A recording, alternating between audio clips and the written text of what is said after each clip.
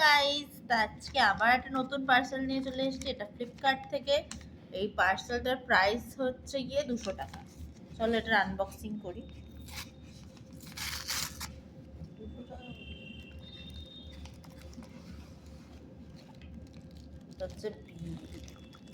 এমা, এটা কইটুকু?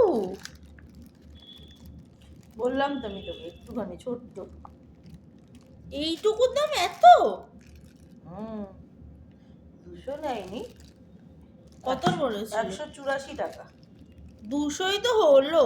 হ্যাঁ, যাই হোক, 16 টাকা কম। এ কি, এটাকে খুলবো কিভাবে? এ মা,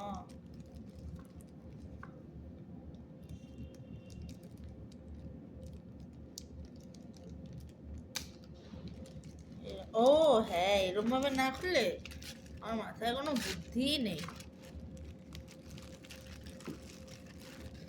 এইটুকু প্রোডাক্ট, এটা প্রাইস কত লেখা? 249। কি এইটুকু প্রোডাক্টের দাম 200 টাকা? বেরো কোথায় দিয়ে? ও মা, আমার মনে হচ্ছে না ঠকে গেছি। এইটুকু প্রোডাক্টের দাম 200 টাকা? মনে হচ্ছে ঠকে গেছি গো।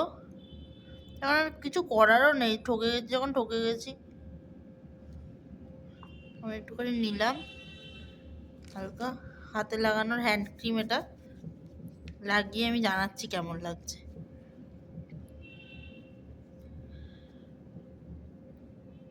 গন্ধটা জেনুইনলি ভালো। হ্যাঁ,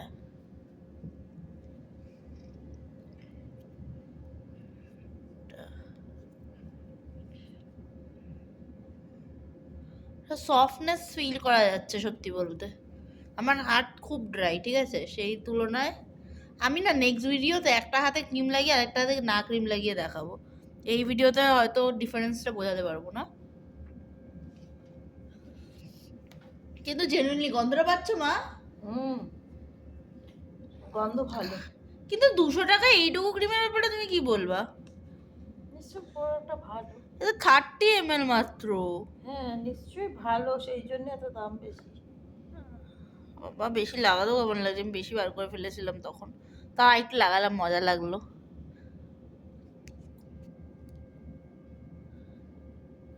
জেনুইনলি ক্রিমটা ভালো, খুব ভালো এই ক্রিমটা। লাল হয়ে গেছে হাতটা ঘষতে ঘষতে।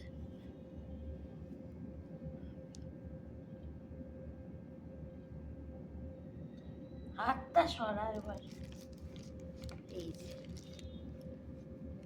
আর্থ রিদমের hand cream, enriched with ceramides, shea butter and vitamin E। এটা হচ্ছে ফ্লোরাল গার্ডেন। আমার মনে হচ্ছে অনেকটা খরচা হয়ে গেছে। না, অ্যাকচুয়ালি অনেকটা খরচা হয়ে গেছে। 30 ml এর দাম 200 টাকা, অনেক বেশি। এটা অনেকই বেশি। বন্ধ করো।